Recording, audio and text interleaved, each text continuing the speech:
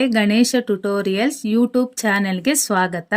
ಈ ಚಾನೆಲ್ ಅನ್ನು ನೀವು ಮೊದಲ ಬಾರಿಗೆ ನೋಡುತ್ತಿದ್ದರೆ ಸಬ್ಸ್ಕ್ರೈब ಮಾಡಿ ಹಾಗೂ ಬೆಲ್ ಐಕಾನ್ ಅನ್ನು ಪ್ರೆಸ್ ಮಾಡಿ. मेरे प्यारे बच्चों, आज मैं 10वीं कक्षा के पाठ पढ़ा रही हूँ। पाठ 5 मेरा बचपन। पहले पार्ट 1 वीडियो में इस पाठ को आधा करके वीडियो को अपलोड किया था। आज मैं अगले का पाठ कर रही हूँ पार्ट 2 वीडियो में। ध्यान से देखो बच्चा। प्रतिष्ठित शिव मंदिर जिसके कारण रामेश्वरम प्रसिद्ध तीर्थ स्थल है। ಪ್ರತಿಷ್ಠಿತ ಶಿವ ಮಂದಿರದ ಕಾರಣದಿಂದ ರಾಮೇಶ್ವರಂ ಪ್ರಸಿದ್ಧವಾದ ತೀರ್ಥಸ್ಥಳವಾಗಿದೆ. ಹಮಾರೆ ಘರ್ ಸೆ 10 ಮಿನಿಟ್ ಕಾ ಪೈದಲ್ ರಾಸ್ತಾ ತಾ. ಈ ಶಿವ ಮಂದಿರಕ್ಕೆ ಅವರ ಮನೆಯಿಂದ 10 ನಿಮಿಷ ದೂರದಲ್ಲಿತ್ತು, ನಡ್ಕೊಂಡು ಹೋಗ್ಬೋದಿತ್ತು. ಜಿಸ್ ಇಲಾಖೆ ಮೇ ಹಮ್ ರೇತೆ ತೇ ವಹಾ ಮುಸಲ್ಮಾನ್ ಬಹುತ್ ಹೇ. ಅವರು APJ ಅಬ್ದುಲ್ ಕಲಾಂ ಅವರು ಯಾವ ಏರಿಯಾದಲ್ಲಿದ್ದರು ಅಲ್ಲಿ ಹೆಚ್ಚಾಗಿ ಮುಸಲ್ಮಾನರು ಇದ್ದರು. ಲೇಕಿನ್ ವಹ ಕುಚ್ ಹಿಂದೂ ಪರಿವಾರ ಬಿ ತೇ. ಅವರ ಜೊತೆ ಹಿಂದೂ ಪರಿವಾರದವರು ಸಹ ಇದ್ದರು. ಜೋ ಅಪ್ನೆ ಮುಸಲ್ಮಾನ್ ಪಡೋಸಿಯೋ ಕೆ ಸಾಥ್ ಮಿಲ್ ಜುಲ್ ಕರ್ ರೇತೆ ತೇ. ಅಲ್ಲಿ ಮುಸಲ್ಮಾನರು ಹಿಂದೂಗಳು ಒಟ್ಟಾಗಿ ಇರ್ತಾಯಿದ್ರು. ಹಮಾರೆ ಇಲಾಖೆ ಮೇ ಏಕ್ ಬಹುತ್ ಪುರಾನಿ ಮಸ್ಜಿದ್ ತೇ. ಅವರ ಏರಿಯಾದಲ್ಲಿ ಒಂದು ಪುರಾತನದ ಮಸೀದಿ ಇತ್ತು. ಜಹಾ ಶಾಮ್ ಕೋ ನಮಾಜ್ ಕೆ ಲಿಯೆ ಮೇರೆ ಪಿತಾಜಿ ಮುಜೆ ಅಪ್ನೆ ಸಾಥ್ ಲೇ ಜಾತೆ ತೇ. ಆ ಸಂಜೆ ಸಮಯ APJ ಅಬ್ದುಲ್ ಕಲಾಂ ಅವರ ತಂದೆ APJ ಅಬ್ದುಲ್ ಕಲಾಂ ಅವರನ್ನು ಕರ್ಕೊಂಡು ಅಲ್ಲಿ ನಮಾಜ್ ಹತ್ರ ಹೋಗ್ತಾಯಿದ್ರು.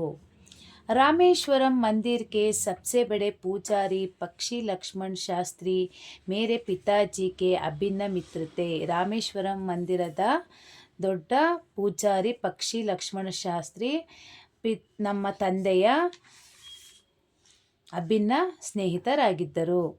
ಆಧ್ಯಾತ್ಮಿಕ ಮಾಮಲೋ ಪರ್ ಚರ್ಚಾಯ ಕರ್ತೈತೆ. ಆಧ್ಯಾತ್ಮಿಕ ಅಂದರೆ ಆತ್ಮದ ಕುರಿತ ವಿಷಯದ ಬಗ್ಗೆ ಹೆಚ್ಚಾಗಿ ಅವರು ಮಾತಾಡ್ತಾ ಇದ್ರು. ಜಬ್ ಮೇ ಪ್ರಶ್ನೆ ಪೂಛನೆ ಲಾಯಕ್ ಬಡಾ ಹುವಾ ತೋ ಮೇನೆ ಪಿತಾಜಿ ಸೆ ನಮಾಜ್ ಕೆ ಪ್ರಸಂಗತ ಕೆ ಬಾರೆ ಮೇ ಪೂಛಾ. ನಾನು ದೊಡ್ಡವನಾದ್ಮೇಲೆ ನನ್ನ ತಂದೆಗೆ ನಮಾಜ್ ಬಗ್ಗೆ ಕೇಳಿದೆ.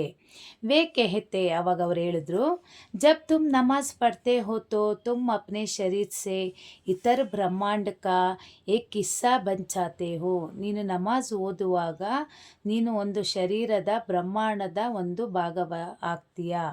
ಜಿಸ್ಮೆ ದೌಲತ್ ಆಯು ಜಾತಿ ಯಾ ಧರ್ಮ ಪಂಥ ಕಾ ಕೋಯಿ ಭೇದ ಭಾವ ನಹೀ ಹೋತಾ. ಅದರಲ್ಲಿ ಯಾವುದೇ ರೀತಿಯ ಹಣ, ಆಯಸ್ಸು, ಜಾತಿ, ಧರ್ಮ, ಪಂಥ ಯಾವುದೇ ರೀತಿಯ ಭೇದ ಭಾವ ಅದರಲ್ಲಿ ಇರೋದಿಲ್ಲ. ಮುಜೆ ಯಾದ್ ಹೇ. ನನಗೆ ಗೊತ್ತಿದೆ. ಪಿತಾಜಿ ಕೆ ದಿನಚರ್ಯ ಪಾವ್ ಫಟ್ನೆ ಕೆ ಪೆಹ್ಲೆ ಹಿ ಸುಬಹ 4 ಬಜೆ ನಮಾಜ್ ಪಡ್ನೆ ಕೆ ಸಾಥ್ ಶುರು ಹೋತಾ ತಾ. ನಮ್ಮ ತಂದೆ ದಿನಚರ್ಯ ಬೆಳಗಿನ ಜಾವ 4 ಗಂಟೆಗೆ ನಮಾಜ್ ಓದುವುದರ ಮುಖಾಂತರ ಶುರು ಆಗ್ತಾ ಇತ್ತು. ನಮಾಜ್ ಕೆ ಬಾದ್ ವೇ ಹಮಾರೆ ನಾರಿಯಲ್ ಕೆ ಬಾಗ್ ಜಾಯ ಕರ್ತೈತೆ. ನಮಾಜ್ ಓದ್ಬಿಟ್ಟು ಅವರು ನಮ್ಮ ನಮಾಜ್ನ ನಂತರ ನಾರಿಯಲ್ ಕೆ ಬಾಗ್ ಅಂದರೆ ತೆಂಗಿನ ತೋಟಕ್ಕೆ ಹೋಗ್ತಾ ಇದ್ರು. ಬಾಗ್ ಘರ್ ಸೆ ಖರೀಬ್ 4 ಮೀಲ್ ದೂರ ತಾ. ಆ ತೆಂಗಿನ ತೋಟ ಅವರ ಮನೆಯಿಂದ 4 ಕಿಲೋಮೀಟರ್ ಇತ್ತು. ಖರೀಬ್ ದರ್ಜನ್ ಬರ್ ನಾರಿಯಲ್ ಕಂದೆ ಪರ್ ಲಿಯೆ ಪಿತಾಜಿ ಘರ್ ಲೌಟ್ತೆ ಔರ್ ಉಸ್ಕೆ ಬಾದ್ ಹಿ ಉನ್ಕಾ ನಾಶ್ತಾ ಹೋತಾ. ಡಜನ್ ಅಷ್ಟು ತೆಂಗಿನಕಾಯಿಯನ್ನು ತಗೊಂಡು ಬರ್ತಾ ಇದ್ರು. ಅದು ಹೆಗಲ ಮೇಲೆ ಇಟ್ಕೊಂಡು ನಂತರ ಅವರು ನಾಷ್ಟವನ್ನು ಮಾಡ್ತಾಯಿದ್ರು. मैंने अपनी विज्ञान व प्रौद्योगिक की सारी ज़िंदगी में पिताजी की बातों का अनुसरण करने के लिए कोशिश की. ಅವರು ಜೀವನ ಪೂರ್ತಿ ತಂದೆಯ ತಂತ್ರಜ್ಞಾನದ ಜೀವನದ ಬಗ್ಗೆ ತಂದೆಯ ದಾರಿಯನ್ನೇ ಅವರು ಹಿಡಿಯೋದಕ್ಕೆ ಪ್ರಯತ್ನ ಪಟ್ಟರು. मैंने उन बुनियादी सत्यों को समझने का भरसक प्रयास किया. ನಂತರ ಅವರು ಬುನಿಯಾದ್ ಅಡಿಪಾಯ ಜೀವನದ ಪೂರ್ತಿ ಅವರ ತನ್ನ ತಂದೆಯ ದಾರಿಯನ್ನೇ ಹಿಡಿಯೋದಕ್ಕೆ ಪ್ರಯತ್ನ ಪಟ್ಟರು. कोई देवी शक्ति ज़रूर है जो हमें भ्रम दुख विಷಾದ और असफलता से ಚುಟ್ಕಾರ ದಿಲಾತಿ ಹೇ. ಅವರ ಮನಸ್ಸಿನಲ್ಲಿ ಒಂದು ಭಾವನೆ ಉಟ್ಕೊಂಡು ಒಂದು ದೈವ ಶಕ್ತಿ ಇದೆ, ನಮ್ಮ ಭ್ರಮೆಗಳಿಗೆ ದುಃಖಕ್ಕೆ ಎಲ್ಲದಕ್ಕೂ ಅಸಫಲತಾ ಸೋಲಿಗೆ ಪ್ರತಿಯೊಂದಕ್ಕೂ ಸಹ ಆ ದೇವಿ ನಮಗೆ ದಾರಿಯನ್ನು ತೋರಿಸ್ತಾ ಇದ್ದಾಳೆ. ಸಹಿ ರಾಸ್ತಾ ದಿಕ್ಕಾತಿ ಹೇ. ಆ ತಾಯಿ ನಮಗೆ ಸರಿಯಾದ ರಸ್ತೆಯನ್ನು ತೋರಿಸ್ತಾ ಇದ್ದಾಳೆ. जब पिताजी ने लकड़ी की नौकाएं बनाने का काम शुरू किया, ನಂತರ ಅವರ ತಂದೆ ಲಕಡಿ ಕಿ ನೌಕಾಯೆ ಮರದ ಹಡಗುಗಳನ್ನು ಮಾಡೋದಕ್ಕೆ ಶುರು ಮಾಡಿದ್ರು. ಉಸ್ ಸಮಯ ಮೇ 6 साल का था. ನನಗೆ 6 ವರ್ಷ.